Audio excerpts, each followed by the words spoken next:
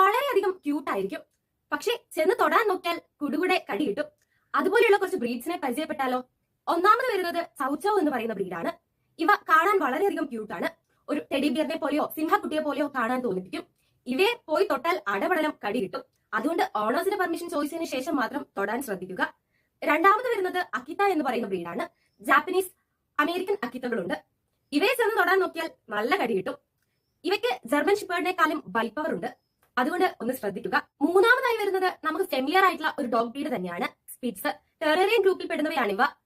ഇവയും നല്ല രീതിയിൽ തന്നെ ചാർജ് ചെയ്യാൻ സാധ്യതയുള്ളതാണ്. അടുത്ത രണ്ട് ഡോഗ് ബ്രീഡുകൾ വളരെ റെയർ ആണ്, എങ്കിലും നമ്മുടെ നാട്ടിൽ കാണപ്പെടാറുണ്ട്. അതിൽ ഒന്നാമത് വരുന്നത് ഷിവാവ എന്ന ബ്രീഡാണ്. ഇവ കാണാൻ ചെറുതായിരിക്കും, പക്ഷെ വളരെയധികം അഗ്രസീവ് ആയിട്ടുള്ള ഒരു ഡോഗ് ബ്രീഡാണിത്. രണ്ടാമത് വരുന്നത് അലാസ്കൻ മലാമ്യൂർ. കാണുന്ന സമയത്ത് ഹസ്കി ആണെന്നൊക്കെ തോന്നുമെങ്കിലും ചില ആളുകൾ ഹസ്കി ആണെന്ന് കരുതി തൊടാനൊക്കെ ശ്രമിക്കും, പക്ഷെ വളരെയധികം അഗ്രസീവ്